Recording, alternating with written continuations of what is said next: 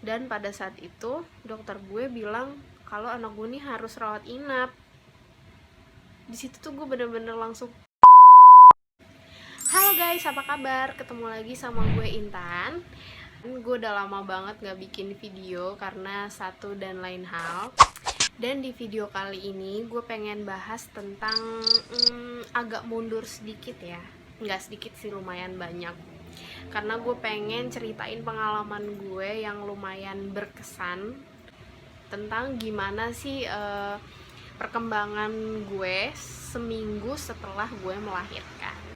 Di sini bukan cuma tentang perkembangan gue aja, tapi juga perkembangan anak gue itu kayak gimana 1 minggu setelah gue melahirkan. Oh iya, gue pengen kasih tahu kalau gue melahirkan itu secara normal, alhamdulillah. Dan seminggu setelahnya gue disarankan untuk kontrol baik gue maupun anak gue sendiri. Nah, pertama gue pengen kasih tahu tentang update gue. Seminggu setelah gue melahirkan, gue cek ke obgyn gue, ke dokter yang membantu gue melahirkan. Di situ gue update tentang jahitan gue.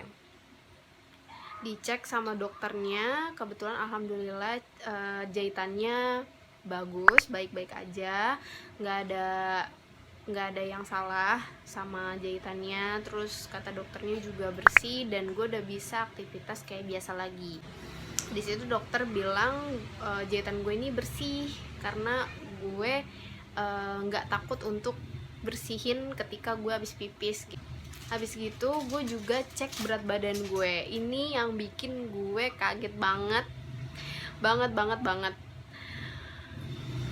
Gue pada saat itu cek timbangan gue udah turun sebanyak 9 kg. Itu antara seneng tapi juga sedih. Bukan sedih sih, kayak ngeri aja, gue sakit apa gitu sampai turun separah itu. Padahal naiknya pada saat itu cuma 7 kg, tapi gue turun berat badan sebanyak 9 kg. Kemudian karena kebetulan dokter gue waktunya nggak sama nih sama dokternya anak gue, jadi kita nggak barengan gitu kontrolnya. Nah, sore harinya gue mulai datang lagi nih ke rumah sakit sama anak gue, bawa anak gue. Nah, yang paling pertama anak gue dicek berat badannya dulu. Dan pada saat itu berat badan anak gue tuh turun, yang semula tadinya tuh 3,1 jadi 3 kg. Tapi kata DSA-nya anak gue, untuk penurunan badan sebesar itu tuh masih tergolong wajar dan umum banget terjadi sama bayi-bayi yang baru lahir. Sehabis itu barulah kita cek ke dokternya. Di situ dicek keadaannya alhamdulillah baik. Terus habis gitu karena gue udah direkomendasikan untuk cek lab, akhirnya gue cek lab dulu tuh. Terus sembari menunggu hasil cek labnya, gue langsung sunat anak gue dan tindik itu sambil nunggu ya kan, karena hasil labnya itu baru jadi 1 jam. Akhirnya setelah bayi gue disunat dan ditindik, barulah gue ambil hasil labnya yang kemudian langsung kita laporan ke dokternya nih hasil ceknya. Nah, pas dicek sama dokternya ternyata bilirubin anak gue tuh tinggi, which is anak gue ini kuning, dan yang lumayan lah kuningnya ini. Bayi yang baru lahir itu memang kuning, tapi dia tuh ada tingkatannya gitu loh.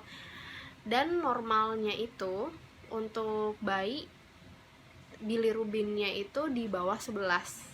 Sedangkan Kiandra anak gue bilirubinnya 18. Yang berarti itu lumayan tinggi banget sih. Jadi sebenarnya gue udah feeling kalau anak gue ini kuning karena dari rumah tuh udah kelihatan pas gue perhatiin tuh mata anak gue kuning gitu. Dan pada saat itu dokter gue bilang kalau anak gue ini harus rawat inap. Di situ tuh gue bener-bener langsung, hah, gimana ya, gue tuh rasanya kayak masih belum percaya gitu kalau anak gue ini harus dirawat inap gitu. Karena gue dengar cerita-cerita dari teman-teman gue itu banyak di antara teman-teman yang kuning tapi nggak perlu harus dirawat inap gitu. Sementara kenapa anak gue harus dirawat inap gitu kan? Akhirnya gue coba tanya sama dokternya, ini harus banget aku putusin sekarang ya dok gitu, nggak bisa dipikir-pikir dulu ya dok gitu. Karena istilahnya gue perlu, ngerti gak sih, kayak perlu masukan dari orang lain dulu, kira-kira perlu nggak sih nih gue untuk rawat inap, bisa nggak sih untuk dijemur aja atau dikasih nen aja gitu. Tapi dokternya bilang nggak bisa bu, ini udah tinggi, dia bilang nanti bisa amit-amit gitu ya, bisa nyampe ke otak dan itu bikin bahaya kayak gitu. Terus akhirnya ya udah, gue dengan berat hati tanpa mikir panjang lagi ya udah gue mengiyakan gitu untuk anak gue dirawat inap. Dan di situ juga gue nangis karena gimana sih, gue tuh kesini buat kontrol gitu, bukan buat nganterin anak gue rawat inap. Sementara pas gue tanya sama dokternya, dok kalau sayanya gimana, ibunya pulang aja. Bayangin gak sih, anak itu masih kecil terus dirawat inap sendiri di rumah sakit kayak gitu. Cuma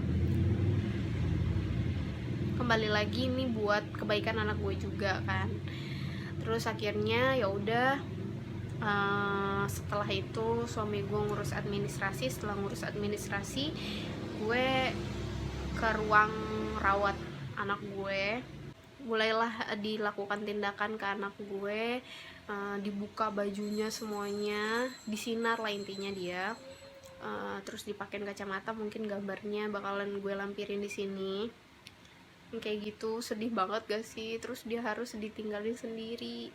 Dan pada saat itu suster yang jaga itu langsung minta gue untuk buru-buru balik.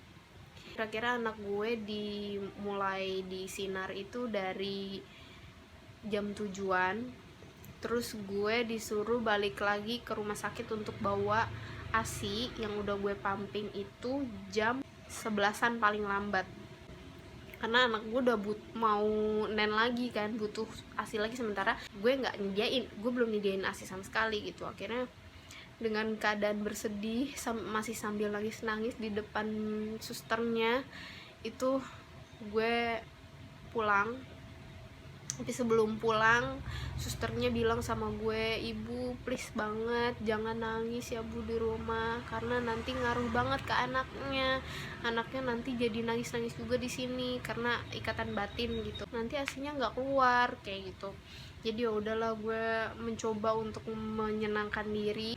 Gue pulang, terus gue coba untuk pumping. Di situ gue pumping dengan pompa ASI manual, bayangkan, karena pada saat itu gue nggak punya pumpingnya elektrik. Jadi ceritanya gue emang waktu lagi hamil tuh sempat galau mau beli yang pumping elektrik atau pumping biasa karena harganya lumayan jauh gitu.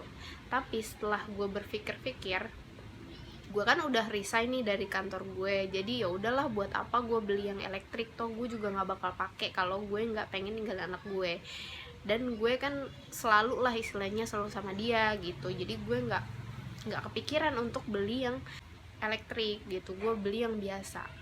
Akhirnya pada saat itu gue pumping dengan menggunakan pumping yang manual, capek banget serius. Dan pada saat itu juga ASI gue nggak banyak, mungkin karena gue stres juga, shock juga, jadi produksi ASI gue sedikit gitu. Dan gue emang nggak pernah pumping sebelumnya, jadi ya dikit lah gitu kan. Terus akhirnya jam 10-an gue balik ke rumah sakit buat nganterin ASI itu. Bener-bener kayak yang ngelihat lagi anak gue sedih lagi, terus selalu ngingetin gue lagi untuk jangan nangis bu, jangan nangis bu. Ya gimana dong, gue dalam keadaan yang kayak gitu ngebiarin anak gue di rumah sakit yang biasanya tidur sama gue, pagi-pagi gue udah ngejemur dia kayak gitu-gitu kan, nenin dia, terus tengah malam gue biasa begadang sama dia, dia nangis tengah malam, gue kepikiran dong malam gimana kalau dia nangis kayak gitu-gitu.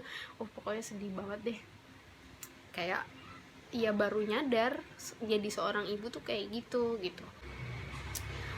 Suster di situ juga sempat nanya sama gue, ibu, kira-kira gimana nih, saya perlu persetujuan ibu, bersedia nggak kalau saya kasih anak ibu sufor?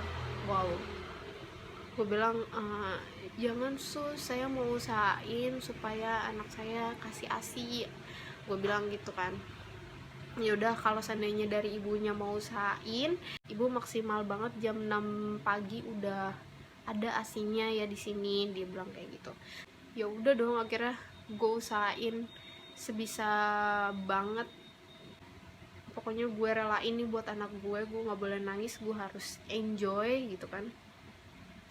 Akhirnya gue berjuang dengan pumping manual itu, gue pumping lah sampai tengah malam, sampai gue udah mau nyerah bener-bener. Akhirnya gue nangis lagi karena dalam keadaan gimana ya, tengah malam gue masih pumping, terus capek, sedih, ngantuk, lapar, semua jadi satu. Akhirnya gue nangis lagi di situ. Ya udah, akhirnya gue kata suami gue, ya udah kamu istirahat dulu, tidur dulu gitu, nanti pumping lagi.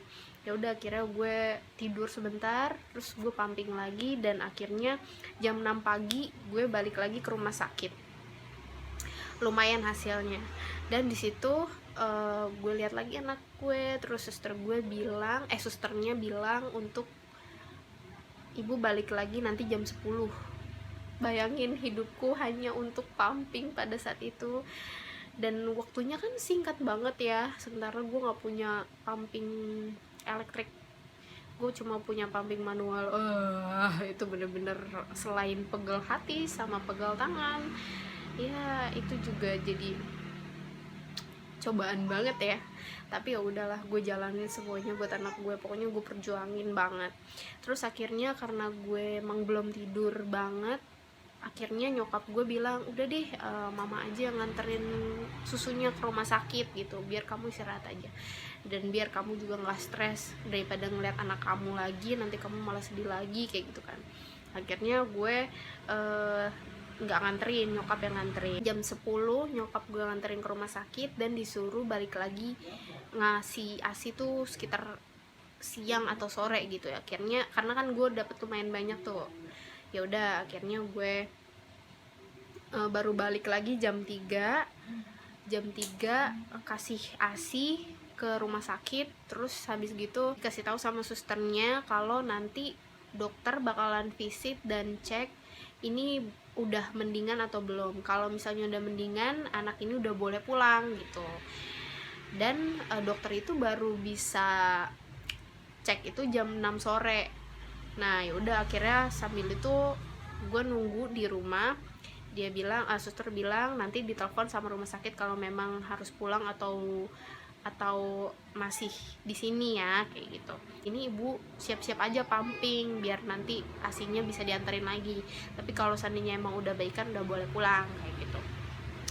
Akhirnya habis maghrib gitu, gue dapet telepon dari rumah sakit yang bilang katanya, ibu ini anaknya udah bisa pulang. Oh my god, itu rasanya ya Allah happy banget, senang banget bisa bawa dia pulang. Padahal pada saat itu tuh sebelum gue kontrol itu gue lagi nyeri-nyerinya mengasihi gitu. Tapi pada saat anak gue udah boleh pulang nih, gue langsung pikiran, dek kamu nggak apa-apa, mau nen berkali-kali, mau nen sampai kapanpun, sampai sakit pun nggak apa-apa, asal kamu di rumah, kayak gitu. Yang ada di pikiran gue pada saat itu adalah seperti itu. Bener-bener ya, kayak namanya cinta ibu tuh seperti itu, tidak bisa digambarkan lah dengan kata-kata. Mungkin ibu-ibu di luar sana, teman-teman sekalian udah bisa merasakan juga apa yang gue rasakan, apa yang gue ceritakan, dan ini benar-benar pengalaman pribadi gue yang lumayan berkesan sih dalam hidup gue. Jadi mungkin itu aja dari gue. Terima kasih udah nonton. Jangan lupa like, comment, dan subscribe. Dadah, sampai jumpa. We're gonna keep it low key, keep it softly spoken, with no strings tying you to me.